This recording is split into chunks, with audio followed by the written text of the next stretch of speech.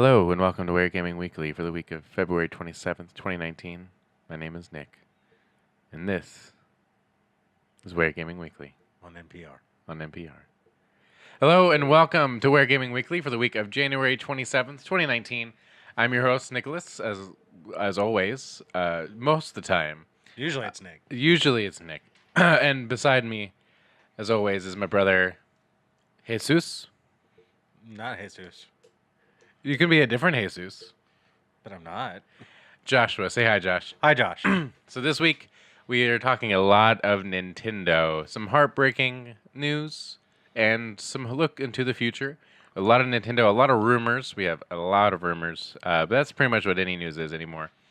And some PlayStation stuff and more future stuff. That's covering last week and the future. As always, for your information, you can find us on youtube.com and on podcast services on 6 specifically. But I'm not going to name the 6, so you have to go and find out. And then Scavenger hunt. It's a scavenger hunt. As well as you can tweet at us at @waregaming_, and you can find us on Twitch at @waregaming_, and you can email us at weekly@waregaming.com. The inbox is bustling with news, so, bustling with letters and stuff. So you want to get in so we can read your information. What? Go ahead. Okay. And so we're going to begin with the who, what, and the where. And so take off your hats. I'm not going to do that. Josh can. Reggie Fils-Aime, the president of Nintendo of America, is retiring. Thank you. Jason Schreier over at Kotaku. Reggie Fils-Aime's body is no longer ready. The longtime president of Nintendo of America is stepping down on April 15th to be replaced by marketing man Doug Bowser, Nintendo said in a press release today. All hail King Bowser. Fils-Aime, who was with Nintendo for 15 years, became an instant gamer celebrity when he took the company's stage at E3 2004 and declared, "My name is Reggie, I'm about kicking ass and taking names, and we're about making games." He was one of the iconic publisher's most public personalities, frequently representing Nintendo at events and in live presentations, and injecting charisma into a company that could otherwise, at times, feel robotic. Alongside legendary Mario creator Shigeru Miyamoto and the late president Satoru Iwata, Fils-Aime was one of Nintendo's main public faces for over a decade. Here are the requisite press release quotes. I really appreciate everything Reggie has done for Nintendo, says Shuntaro Furukawa, president of Nintendo. Inside and outside our company, Reggie is known as an exceptional leader. We are grateful that he is leaving the business in good shape. I'm glad it wasn't like, we are grateful he is leaving the business. Period. No. We are grateful he is leaving the business in good shape with strong momentum. We will miss him, and we wish him the very best in his retirement, we are also pleased to have such an able successor ready to step into that role. Doug Bowser and the rest of the team will ensure a seamless transition and continued momentum for Nintendo. It is really his name. It is Doug Bowser. Mm-hmm. It's not a joke, but as much as it's been memed and joked about since they've announced it, and I remember when he was brought on back a few years ago. Really, Bowser? That's got to be as much an inside joke as it is an outside joke. Right? You would imagine. They have to Imagine have as much fun with it. Being someone who works under him and says Bowser needs to see it, and they'd be like, oh no. Did you see? There was a tweet he put out saying he was happy to, he was grateful to be there, and it was like him in an office. Yeah. And then he had the bookshelf up in the corner, and again Mario and Luigi tied up. Yeah, that's hilarious. Yeah. So, Fils-Aime says, Nintendo owns a part of my heart forever. It's a part that is filled with gratitude for the incredibly talented people that I've worked with, for the opportunity to represent such a wonderful brand, and most of all, to feel like a member of the world's most positive and enduring gamer community. As I look forward to departing in both good health and good humor, this is not game over for me. but instead leveling up to more time with my wife, family, and friends. He also says, it has been my great fortune to work with and be mentored. Oh. Oh, this is from Bowser. It has been my great fortune to work with and be mentored by Reggie for 4 years at Nintendo of America, and rest assured we will continue to build on his work and evolve and expand our brand, furthering Nintendo's global mission of creating smiles. There are millions more of those to come. So, Good luck, Reggie. good luck, Reggie. He's done great work. He's been fun to listen to with the remember the Muppet Direct. Mm-hmm. Yeah. Great charisma. Yeah, he's always been good, and then it's nice that this is happening after we were able to see the three figureheads at the Game Awards. So yeah, he'll be missed, but I'm excited. I think he is leaving it, and it's kind of the same stage of Nintendo, like when Jack Tritton left. Yeah. PlayStation, the former president of PlayStation, Sony. I don't remember his title. He was. I think it was Sony of America. But you know, you got a console out that's really good. That is making up for the previous bad console, and now it's time to move on. So I'm happy for him, and we're looking forward to see what the reign of Bowser will bring us. And speaking of coming down the pipeline, and because Nintendo hates us, Pokemon Nintendo Direct to air tomorrow, which is Wednesday, and today is Tuesday when we record this. So tomorrow, this is write up is from Joe Scribbles over at IGN. Nintendo has announced a 7-minute Nintendo Direct centered around new information about Pokemon. It will be live streamed tomorrow, February 27th at 6 a.m. Pacific, 9 a.m. Eastern Time. So that might actually be out before this thing finishes editing and rendering and all that stuff. So keep a lookout for that. Scroll down. This is the tweet. It says it's basically just the image of Pokemon title and then the date and time. And it says, these are all the details you're getting until tomorrow. Set your alarms, trainers. You don't want to miss this Pokemon Day. It's worth pointing out that Nintendo steers clear of specifically mentioning the core Pokemon RPG coming to Switch in the second half of this year. However, it would be an odd move not to at least discuss the game. Some were surprised that the last full Nintendo Direct didn't show off Pokemon, but it would make sense in retrospect if a Direct was dedicated to the game/series. The teaser image also shows 3 Pokeballs, which could be hinting at us seeing 3 new starter Pokemon, as usual with a new generation. We know remarkably little concrete information about the Generation 8 so far. The Pokemon Company CEO Tsunekazu Ishihara has previously explained that it will feature the best visuals in the series history, that it will be a new game in the series with new Pokemon and will be aimed at existing fans. Wow. So he has also hinted that the company has been thinking more broadly about multiplayer, although it's not clear if it's been applied directly to this game. So it's finally coming. The Pokemon. No, don't say it. We've always wanted. Don't say it. Keep your expectations low. We cannot hope for the game that we want. We can. Let's go Squirtle. That's all I wanted. Let's go Squirtle and let's go Charmander. Let's go Squirtle. Let's go Charizard. Which one are you gonna pick? Squirtle, of course. Yeah. Put out all those flames. So, are you excited? Sure. If it's anywhere close to like looking great, and it's not the Pokemon Go like play style where there's no battling random Pokemon and things like that. If it looks as good as the Let's Go and it's an actual Pokemon RPG, then sure. Yeah. And we have a Switch. I haven't really gotten to play, We haven't really utilized the Switch. Well, I mean, in a Pokemon RPG, I haven't really played any since Pokemon Y. Oh yeah. So it'll be fun to see what they have to say. Also, side note, but related to the Direct. Last week we talked about the full Nintendo Direct, but we failed to mention that probably the most important news Most of important the news. Nintendo Direct shows you how much I care about it. Is that The Legend of Zelda: Link's Awakening is being remade for Switch and is coming this year. Yep. So, but you probably already knew that. Also, But put it in the description. Like, we forgot something. oh, okay, there we go. So now you know for sure Yep. that we know. And speaking of Nintendo, go ahead. So, this is starting the rumor mill. The next few are a lot of rumor mills. And that's the website there. VG 24/7. So, Microsoft may be bringing Xbox Game Pass Ori and the Blind Forest to Nintendo Switch. This is from Sharif Sharif Saeed. Saeed from VG 24/7.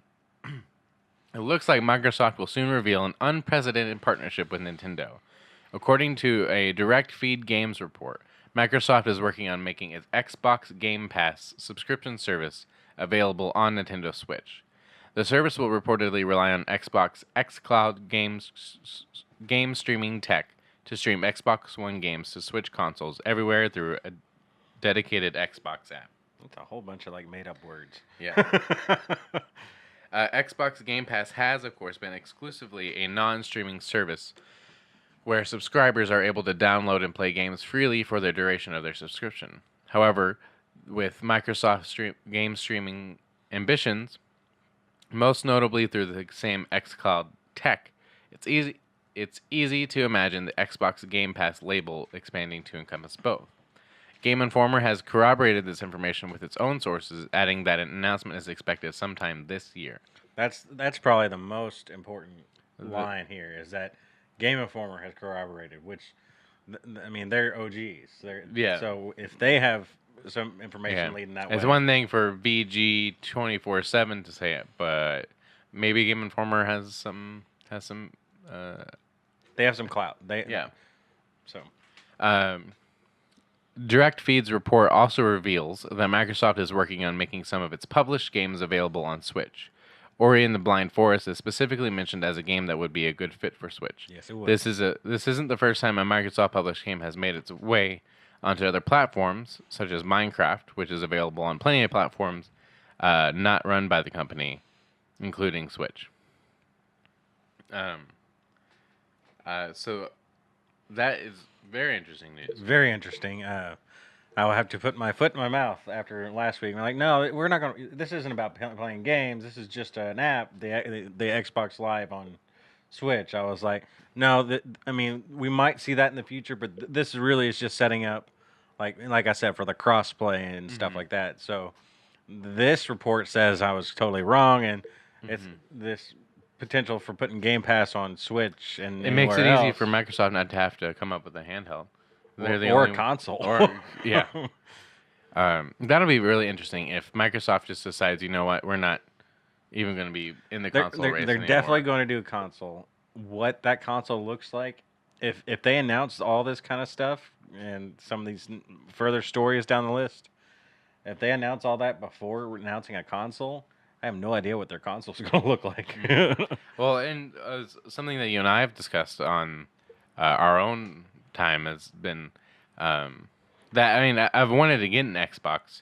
I've wanted to get a Game Pass. But I've just, there's not been a whole lot, in my opinion, there's not been a whole lot that makes me really want to get it.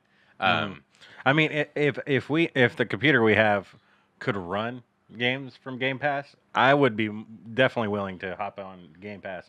But the equipment we have just is not capable of playing games at the moment. And again, I'm not going to go out and run out and buy an Xbox because it's just not feasible for me. And there's just not a ton of games on there I would play. Yeah, and then like if I got an Xbox, I'd want to get the One X and like see that high fidelity. But having the Switch, really enjoying playing what I do play on the Switch, and then being able to access most, well, I don't know, like it hasn't really talked about how many games you'd be able to play or like which. I mean, games assuming anything that's on Game Pass would presumably. Can you imagine playing like Gears or Halo on the go? That'd be fun. Well, I wonder. This is my biggest gripe about the Switch, which is it has no like cellular data. Like, Oh. like if I wanted to take it outside, Mm-hmm. I mean, I can only play I can't play online. And so if the Game Pass is streaming, then can I really stream? But unless we're all running on like 5, 6G, then trying to play a game remotely like that, it's not streaming like that out in the world is not going to be fun anyway. Right. I guess If you remember remote play on the Vita, trying to play that even on a Wi-Fi, even if you have good internet and you're on a Wi-Fi with good internet from across the state or whatever, you're still not going to get a good experience. So yeah. I don't think that technology is there, but Well, if what this article was talking about was that Game Pass for a long time has been you download the games on it. So if that's what you can do on the Switch, you just need to make sure you get a bigger memory card. yeah, it looks like. I mean, it also said this is presumably going to be a streaming only. That's true. Service. So, but that's not all. Looks like they're. I need a bigger coffee mug. I always run out of coffee while we're sitting here. Yeah. I'm just like, oh man, I'm already out. I have about like 3/4 left. No, 1/4 left. But speaking of Game Pass, it's the same news but with a different. Yeah, console. we got a few Microsoft rumors going on. Microsoft is also rumored to be looking at putting Game Pass on the PS4 after the Switch. This is from Liana Rupert at comicbook.com. Following the recent shocking news that Microsoft is looking to take the newfound friendship with Nintendo to the next level by bringing Xbox Game Pass over to the Switch, a new report has arisen stating that they are also looking to bridge the gap between another major platform, PlayStation. According to Windows Central, Microsoft allegedly looked into mending the two by bringing over the Xbox Game Pass, a subscription service that has seen massive amounts of success from gamers worldwide, to PlayStation 4. According to the site, this negotiation has been going on for over a year internally, though has not seen any fruition as of yet. Given that Sony has only recently come around to the idea of crossplay after immense pressure from players and developers alike last year, seeing them take that newly open door and making it even wider seems slim at this point. Though with reports that the next generation of console gaming from both sides will break down the generational gap, that could mean less of a separation between the two major platforms. After all, the barriers between PC and Xbox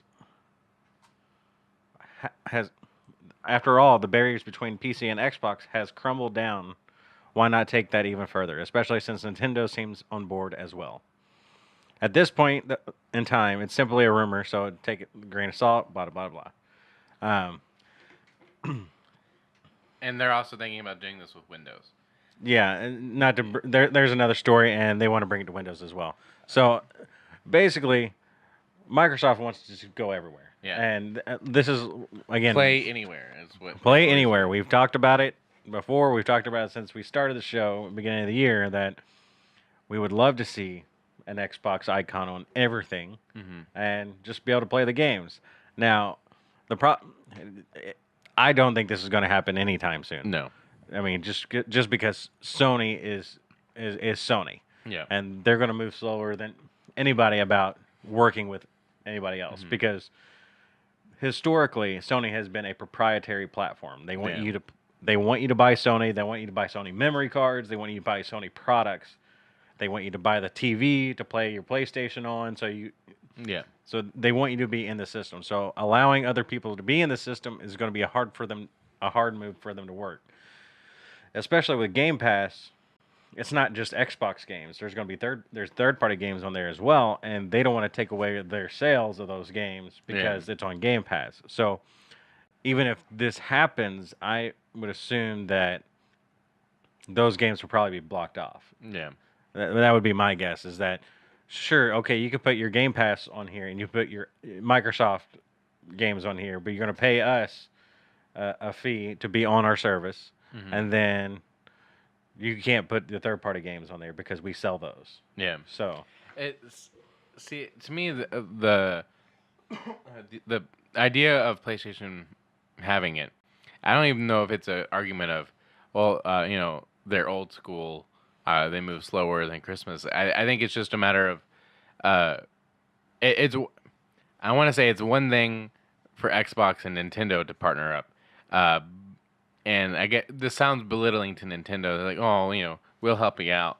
That's not what I really mean, but it works better for them than it does. Then it makes sense for PlayStation. Nintendo has always been a tandem Yeah, market. it's always been you have this. You're gonna and get a you're gonna get Nintendo. Xbox or PlayStation and Nintendo. You're gonna buy Nintendo for Nintendo games because you can only play them on Nintendo. But if you're gonna buy an Xbox in the 360 area because you want to play with your friends, you want to play multiplayer shooters, that kind of stuff, and then you can buy Nintendo because Nintendo. Right. Or you want to play Sony because their first party is, you know, single player, third person game with narratives and all that stuff, and then you're gonna buy Nintendo.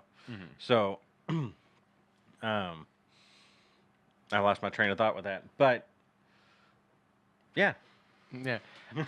sorry. But let's just keep going. Sure. Because the next story is about it coming to Windows, which I'm guessing is just building up a it says better. Microsoft takes a big step towards putting Xbox games on Windows, but they kind of already do that because you can buy Xbox games through the Microsoft Store, or the Windows Store.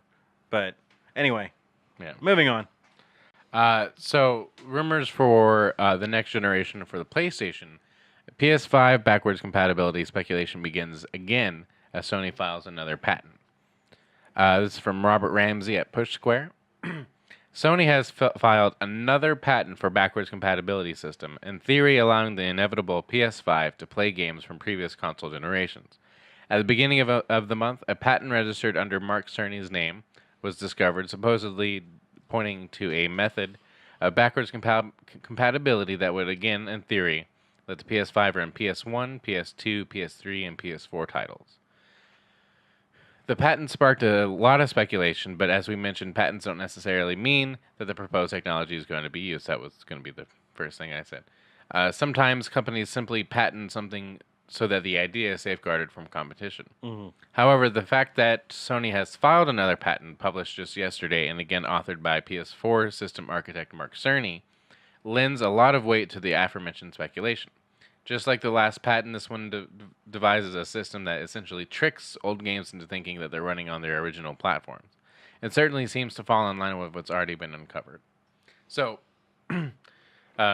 This is just more evidence that the PS5 is going to be backwards compatible. I mean, almost a shoe-in at this point. Like I said, I couldn't imagine a world where PS5 was not going to be in some way, shape, or form backwards compatible with at least Yeah. PS4 games. But it looks like they want to make the PS5. This is PlayStation. yeah. This is going to be the PlayStation, and you might point to this is the last PlayStation. Like from here on, maybe it's a modular, and we're only upgrading ports or parts, and so that's serious speculation. But I mean, this definitely points to that being true. So we will keep you apprised. I've always been skeptical of them saying that they're going to do this because we've said since the PS3 that the next one's going to be backwards compatible. The next one's going to be backwards compatible, and then they're not, and then we all get disappointed. So I don't have my hopes up for this. Now, I mean, I wouldn't be surprised if they come up with their own Game Pass, reimagine their PS Now to be more user friendly. But I guess we'll just have to wait and see. All right, going back to a story we talked about at the beginning of the year. This is from Phil Hornshaw at GameSpot. Propose a Madbox game console slogan, and you'll get free games for life. And keeping up with its trend of asking potential customers to weigh in on the creation of its Madbox game console, Slightly Mad Studios is apparently looking to crowdsource a marketing slogan for the machine. Studio head Ian Bell asked potential customers for their best take on a catchy phrase to sell the box, offering money and free games for the winning entry. This tweet is from Ian Bell.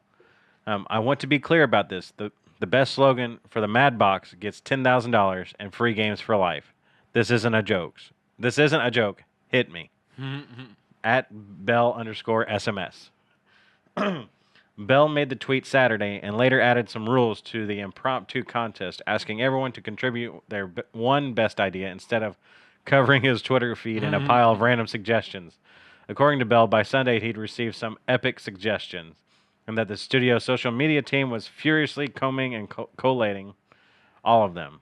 Bell didn't say the studio would definitely use a crowdsourced suggestion for the Madbox slogan, but he said he thought the studio probably would, since so many good ones were coming in.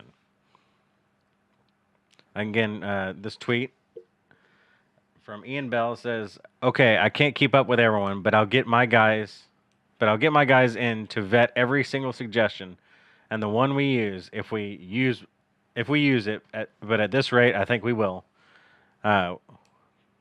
The one we use will see the cash and the games." Wow. Bell and Slightly Mad have made a lot of use of Twitter since the announcement of the Madbox was in the works on Friday. On social media, Bell said that Madbox would be the most powerful console ever and used the social media platform to show off potential designs for the console. So yeah, if you want free games for life and $10,000, go tweet at what was it again? Ian Bell at Bell_SMS. And So, what's your best Madbox slogan? I haven't come up with one yet. You gotta come up with one right now. On the spot. Yes. The Mad Box. Great job. Yeah. One flew over the cuckoo. Madbox. Mad Box 20. Madbox. What was it? What was it? Good one. It's even better than mine. It's on the tip of my tongue. These are the best games ever. Madbox. These are the best games ever. No. No? No. No. Or Madbox. This is a box you'll want to open for Christmas. I don't know. I'm not a marketing guy, all right? But the last big story for today is touching back on a couple weeks ago. We talked about Activision layoffs, and so this is just to provide some more insight. Now, so this is talking about Activision's Bobby Kotick and EA's Andrew Wilson being among the most paid CEOs in the U.S. This is from James Batchelor over at Games That's the Industry. most overpaid. What did I say? The most paid. Oh. Most overpaid CEOs in the U.S. And this is from James Batchelor from GameIndustry.biz. A new report shows that the heads of Activision Blizzard and Electronic Arts are among the United States' most overpaid CEOs. As You Sow, a nonprofit foundation whose mission is to promote corporate social responsibility, carries out annual analysis into how much chief execs are paid and calculate how many are arguably overpaid.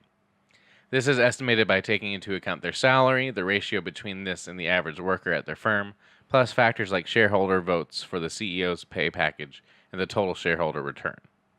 Using this methodology, Activision's Bobby Kotick is the most overpaid CEO in the U.S. games industry. His salary was reported at $28,698,375, 306 times more than the average Activision staff member. With 92% of shareholder votes for this package, As You Sow believes this to be an excess payment of about $12.9 million. Meanwhile, EA CEO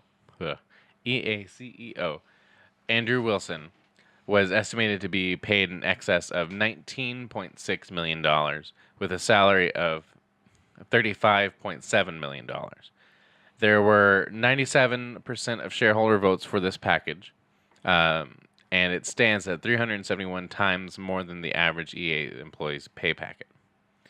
For comparison, the average CEO to worker ratio at S&P At S&P 500 companies, the largest 500 companies in the U.S. is 142 to 1.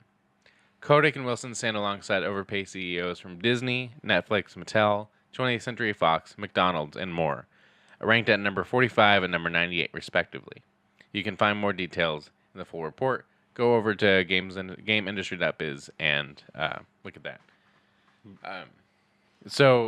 Not to like, we're not against businesses making money. No, or we're people not making money. anti-capitalists or anything like that. And CEOs are going to be the most paid, and deservedly so or not. That's not the argument here. The argument here, it's not really an argument. It's to point out these guys are making tons of money and comparably way more than their peers in the same kind of deal. Yeah.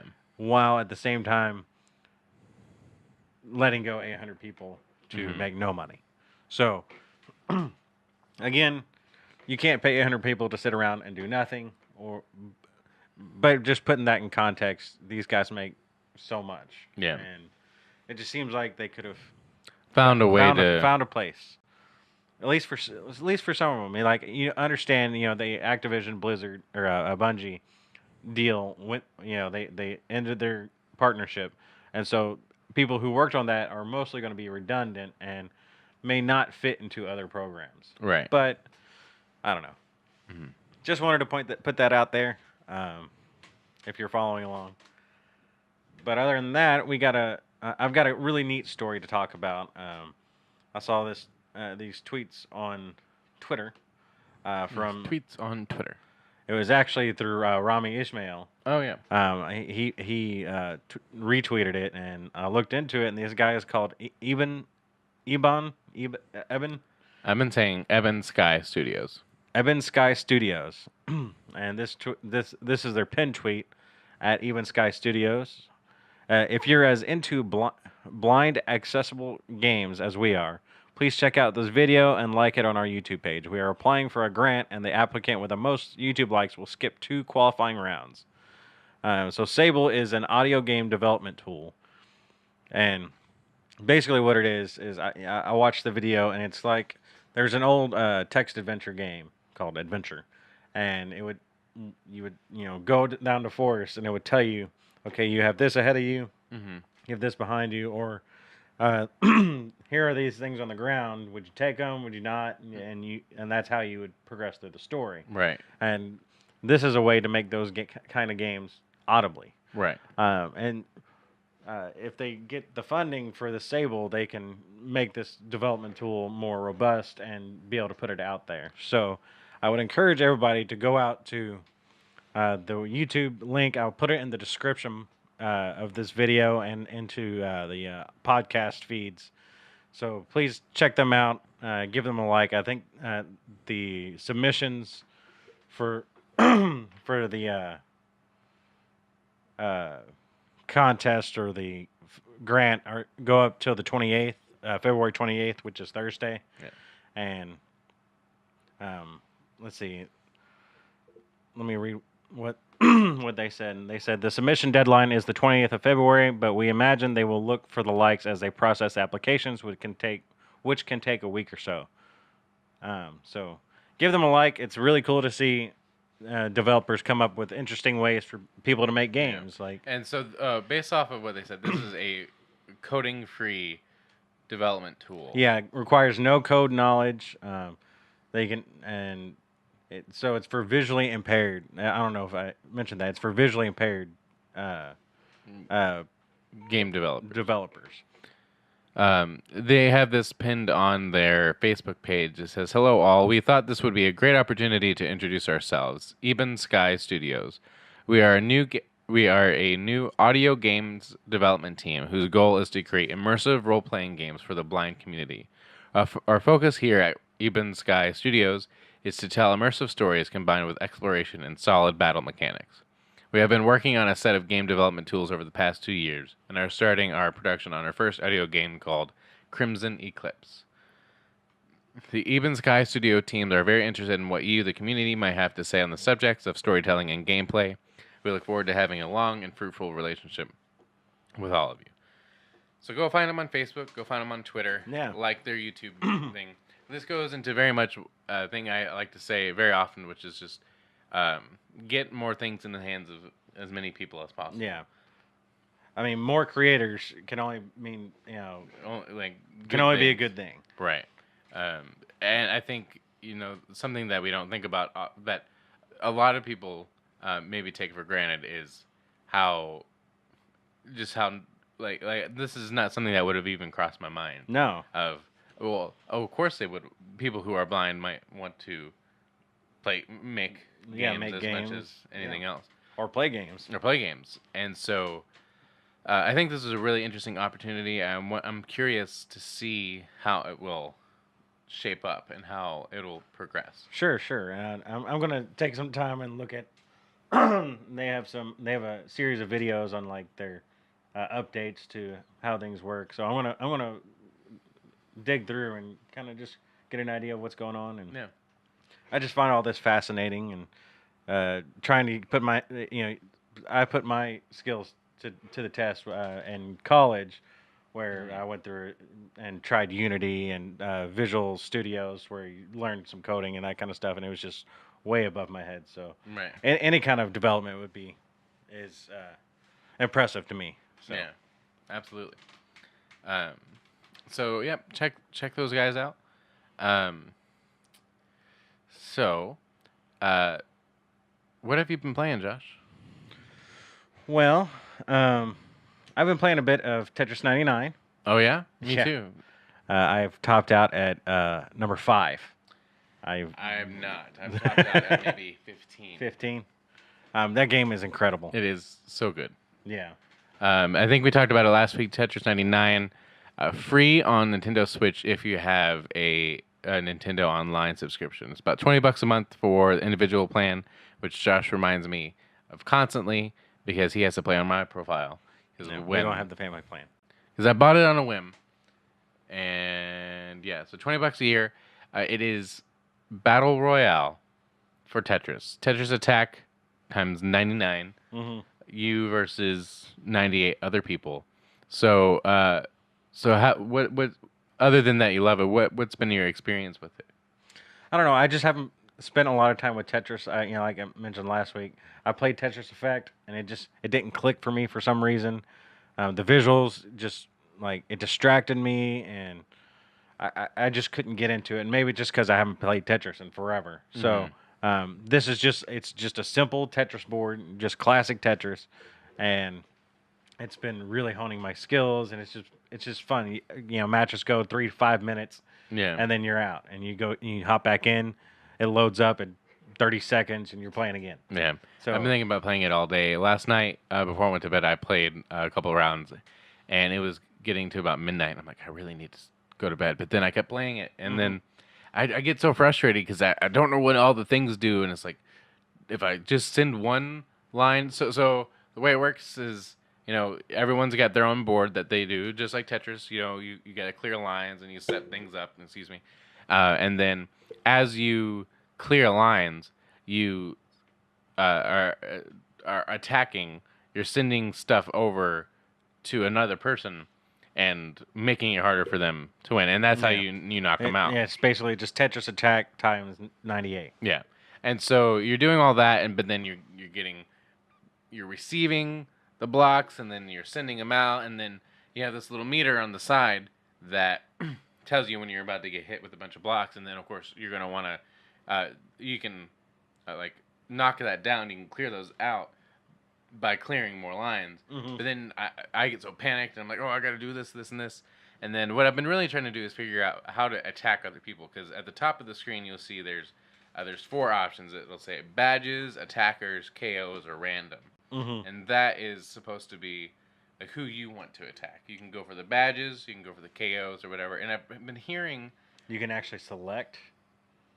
I heard you can actually pick also. Like you can... Yeah. If you that's something I knew from the beginning. If you just move the left stick, it'll just go to each one. See, I don't even pay attention to the left stick because I'm playing the game. But yeah, I just assumed the left stick was going to move the blocks too. Oh no. No. The left stick, because I tried to move the blocks with the left stick first because I'm dumb. Yeah.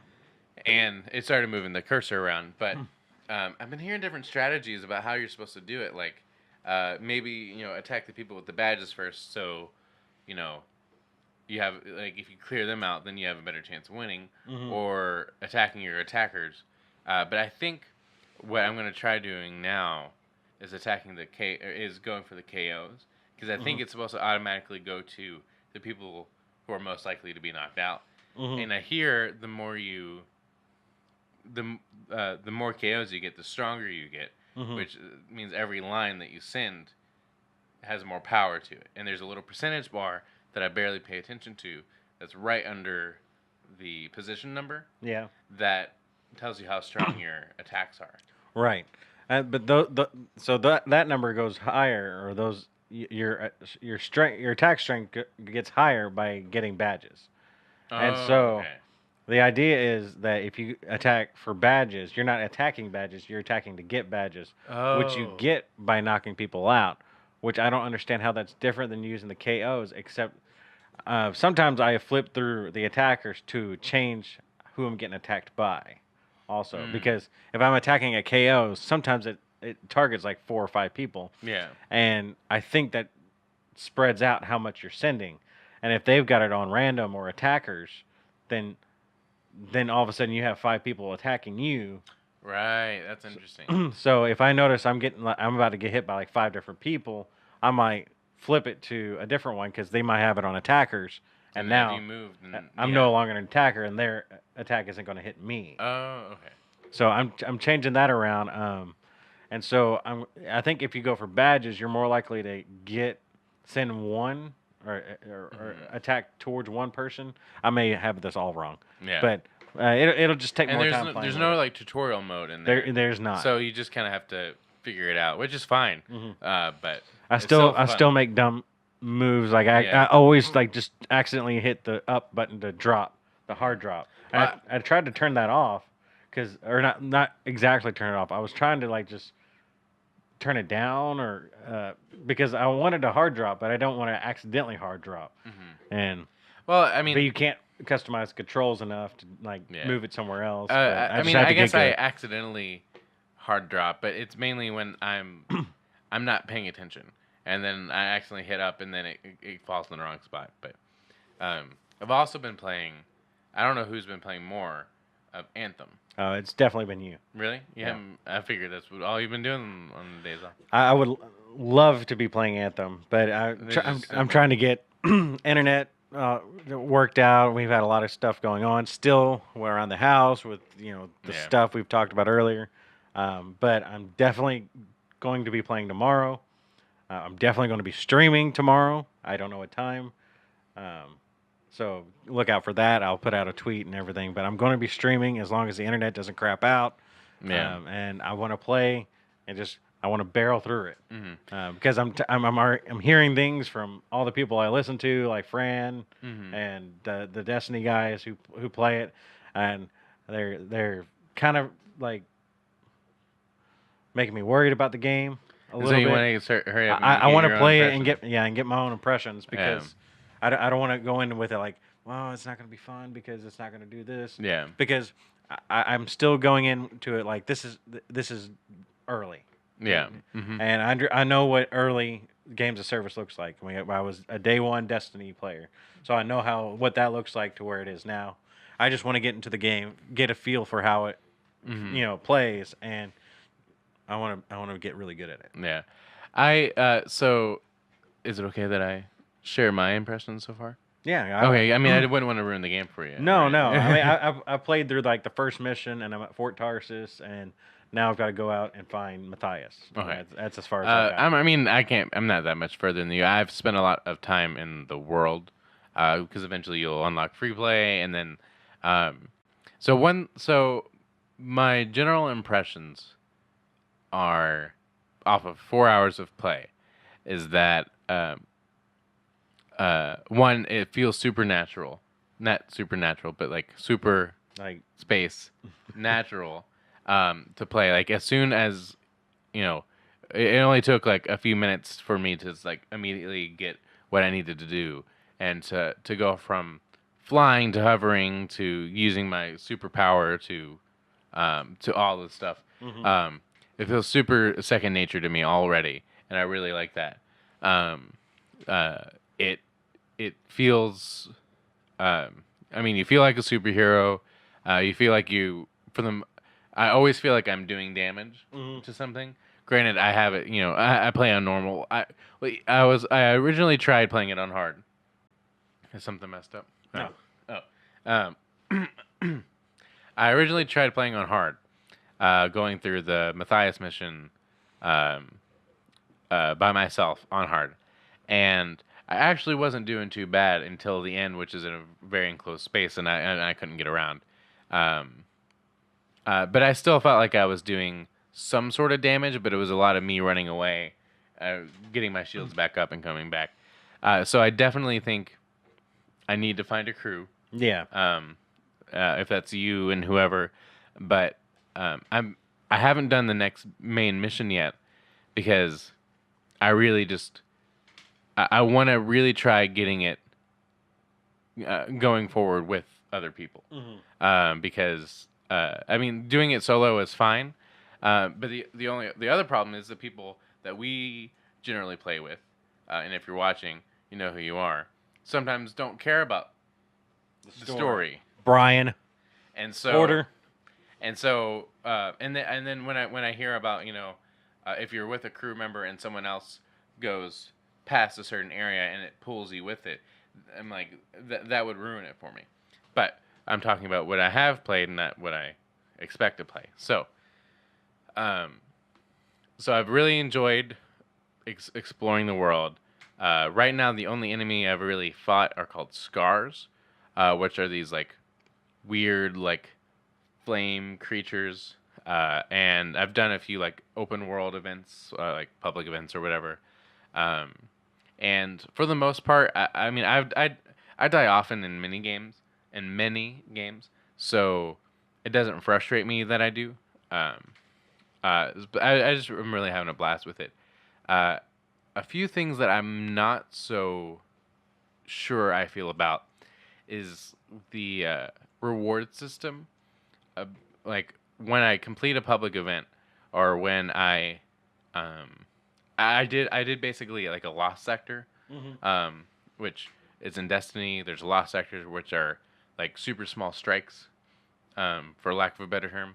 There's an equivalent to that in in Anthem. I Hmm. don't know what they're called. I don't know whatever. I just walked into one when I was exploring, Okay. and I go through this tavern, and there's a lot of relatively speaking, high level enemies. Things I can take down, but they're tougher. And when you kill one, you get you know something pops out and you get it. But I have a really hard time figuring out what it is that I'm getting. Um, Hmm. and it doesn't like in Destiny. Um, when you kill something and you pop an engram, Hmm. I mean, you don't necessarily know what the item is, but it's very clear like you got something, and the color means something, and I think that's there, and maybe it's because it's a different game, and the way they reward you is really different, but it doesn't right now feel as um, euphoric. It doesn't feel as satisfying right now Sure. when I defeat a big guy, and maybe I just don't understand how it's working. Um, am I making sense? Yeah. Yeah. Sorry, I'm not like ignoring you. I'm just trying to. We don't have all the game releases this week. We don't have all the games listed past a certain date, and I'm trying to get all those together. Sorry. So we didn't do our homework before we started. I did most of the homework. I just didn't. I didn't realize that my list of games ended too early. Yeah. Anyway, so I mean, I want to get more into it. It's just with work and everything. It's hard to really carve out a chunk of time. But we'll have more on that soon. Like I said, like Josh said, he'll be streaming. Since we both live in the same house, we're not quite sure how it's going to work. If we Yeah. wanted to squad up between each Worried other, about trying to stream the game from one room. So having the stream going, playing the game, which is an online game, and then having the game going in another room, trying to get all that information in and out of the house. I'm a little worried that it would just crash the stream. So I don't know how that's going to work. Plus, we don't have the same off days, so getting that together is probably Yeah. not going to work. So hopefully, we'll get some of you guys to come into our stream and help us out. Yeah, we'd really like that. So that's this week's topic, which is what we were playing. What is that? It's breaking news. Kingdom Hearts board game coming in 2019. You're clicking on that. Yes, I am. This is from Polygon. Writer Michael McWhirter. Talisman Kingdom Hearts Edition is based on Games Workshop classic tabletop game. Square Enix Kingdom Hearts series has made its way to a variety of gaming platforms. Blah blah blah blah. Now Sora and friends are tackling a new media of play, board games. Talisman Kingdom Hearts Edition is in development at the OP, aka USAopoly, whatever that is. The company that publishes licensed versions of classic games like Monopoly, Clue, Risk, based on pop culture properties like Harry Potter, Game of Thrones, and Marvel. Talisman Kingdom Hearts Edition is based on Warhammer Maker Game Workshop's Talisman the Magical Quest game, a classic tabletop game that was first published more than 35 years ago. It is now in its revised 4th edition. The Kingdom Hearts inspired version of Talisman will be playable for 2 to 6 players as Sora, Kairi, Riku, King Mickey, and Goofy. Huh. They don't want Donald in there? No one wants Donald in there. Players will need to acquire the strength and magic to seal the door to darkness and keep Heartless from consuming the communal worlds. Talisman Kingdom Hearts Edition will feature a game board with 3 regions, including locations like Neverland and Traverse Town. Wow. And custom 6-sided dice, money-themed currency, and requisite Disney-fueled nostalgia. So we'll be definitely getting that. Yes. I don't know what Talisman is. I don't either, but I mean, I understand what Warhammer game tabletop RPGs. That's D&D kind of stuff. Okay. So, I mean, you'll have your like roles and that kind of stuff. Okay. I mean, I don't know that game specifically, but I get what they're going for there. Cool. Still haven't found the games. I can't find the website I've been using to get all these games. So, you know what? We're just going to give you what we got, and then we'll backdate the other ones. Yeah. So, I'll let you do this. I've been talking. Okay, so today is the 26th. We talked about the Lego Movie 2. Did I mention Nier Automata? Oh, yes. Game of the Year edition. That was last week. Okay. Tomorrow is the 27th. So we have Tech Support Error Unknown on PC. Comes out February 27th. Ape Out. 404 message not found. Yeah. Ape Out, PC and Switch. This is a Devolver Digital game. If you like Hotline Miami, if you don't know what Hotline Miami. If you don't know what Hotline Miami is, it's a really fun, like top-down twin stick shooter. It's really hard. It's kind of like. I thought you didn't like Hotline Miami. I thought it was fun. I couldn't. Okay. I was just gonna call you out on it. I mean, you can. I didn't play that much of it, but what I played was fun. It was really interesting. Mm. But Ape Out looks like my kind of game. Yeah. It looks like just fun arcadey. You're a gorilla. Yeah. Hence the name. Well, I guess an ape. Ape. Is there a difference between an ape and a gorilla? You can ask them. Gorilla. Constructor Plus out on PC, PS4, and Xbox One. Comes out on February 28th. And Tekken 7, the Negan DLC. Negan from The Walking Dead. PS4, PC, and Xbox One on February 28th. Again, sorry I don't have the March 1st through 3rd? 5th. So we'll get that to you next week. Other than that, yeah, I think that's about it. I think that wraps it up for the week. Thank you for joining us for Ware Gaming Weekly for the week of February 27th. Again, you can find us at Twitch. Well, I was going to say on Twitter at WareGaming_ and at Twitch at WareGaming_. You can also find me at Speak Nicklish. You can find me at Jaws1015. And please write in to weekly@waregaming.com. And, if you'd like to add us on the PlayStation Network and if you want to play Anthem, you can add me at Inferno141 because I made this when I was like 6. And do you want to? Mine is Jaws for Ja. That's JAWS. The number 4 JAH. All right. Thank you for watching. And we'll see you next week. See ya. Bye, Nick. Bye, Nick.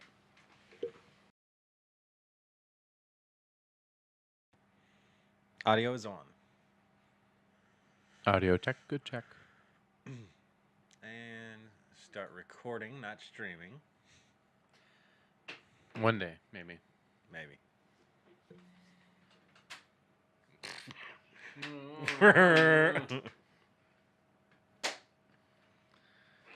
You ready? You didn't even write your intro in. I don't need an intro no more. So what are we talking about today? Nintendo. Turn the stupid sleep mode off and turn off the damn notifications. Nah, I'm just kidding. Don't tell me what to do with my computer. I do what I want. Are you ready? 3, 2,